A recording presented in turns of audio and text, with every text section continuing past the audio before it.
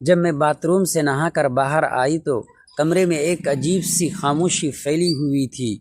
मेरे गीले बालों से पानी की बूंदें टपक रही थी और ठंडी हवा शरीर को छूकर एक हल्की सी सिहरन पैदा कर रही थी।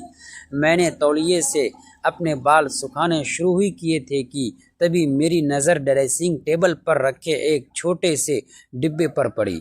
मैं कुछ पल के लिए ठिठक गई। ये डिब्बा मैंने पहले कभी नहीं देखा था। उस पर लाल रंग का एक रिबन बांधा था और ऊपर एक छोटी सी पर्ची रखी थी। कांपते हाथों से मैंने पर्ची उठाई। उस पर सिर्फ इतना लिखा था, इसे खोलने से पहले दरवाज़ा बंद कर लो। दोस्तों, वीडियो में आगे बढ़ने से पहले वीडियो को लाइक और हमारे चैनल को सब्सक्राइब ज़रूर कीजिएगा। दोस्तों, चलते हैं आज की कहानी की तरफ। मेरे दिल की धड़कन अचानक तेज़ हो गई। घर में उस वक्त मैं बिल्कुल अकेली थी। मम्मी पापा रिश्तेदारी में गए हुए थे और छोटी बहन अपनी सहेली के घर। फिर ये डिब्बा यहाँ आया कैसे? मैंने जल्दी से पीछे मुड़कर दरवाजे की तरफ देखा। दरवाज़ा आधा खुला हुआ था। पता नहीं क्यों उस एक पल में मुझे लगा जैसे बाहर कोई खड़ा मुझे देख रहा हो। मैंने फ़ौरन जाकर दरवाज़ा बंद किया और कुंडी चढ़ा दी। कमरे में वापस आई तो डिब्बा मुझे पहले से भी ज़्यादा रहस्यमय लगने लगा। कुछ सेकंड तक मैं उसे बस देखती रही, फिर हिम्मत करके रिबन खोला। डिब्बे के अंदर एक पुरानी सी चाबी, एक कागज़ का टुकड़ा और एक छोटी सी चांदी की पायल रखी थी। पायल को देखते ही मेरे हाथ कांप उठे। यह वही पायल थी, बिल्कुल वैसी ही जैसी मेरी नानी पहना करती थी। लेकिन नानी को गुजरे हुए पूरे 5 साल हो चुके थे।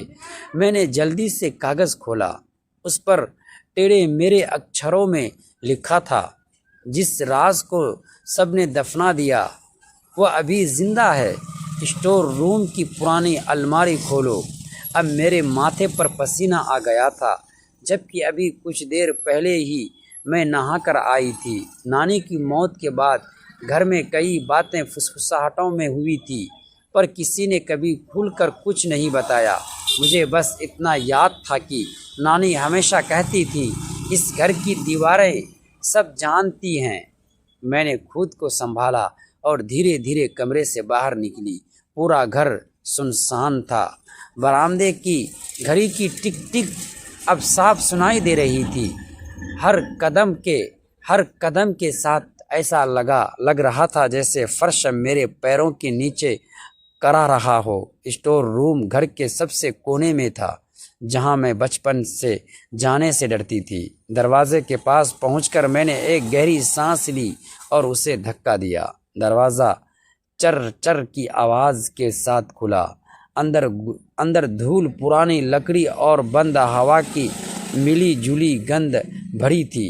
कोने में वही पुरानी लोहे की अलमारी खड़ी थी, जिस पर हमेशा ताला लगा रहता था। मैंने डब्बे में मिली चाबी निकाली। वह चाबी ताले में आसानी से घुस गई। एक पल को मेरा दिल चाहा कि मैं वापस लौट जाऊं, लेकिन अब बहुत देर हो चुकी थी। मैंने कांपते हाथों से चाबी घुमाई। ताला खुल गया।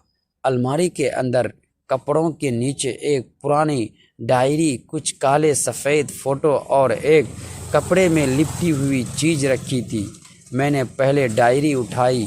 उसके पहले पन्ने पर लिखा था, अगर ये डायरी मेरी पोती के हाथ में पहुँचे तो समझो सच बाहर आने का समय आ गया है। मेरी सांस रुक गई। मैंने तेज़ी से अगला पन्ना पलटा और जो पढ़ा उसने मेरी पूरी दुनिया हिला दी।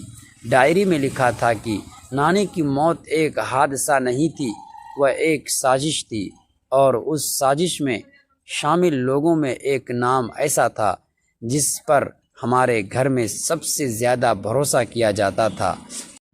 दोस्तों, ऐसे ही वीडियो देखने के लिए प्लीज़ हमारे चैनल को सब्सक्राइब ज़रूर कीजिएगा।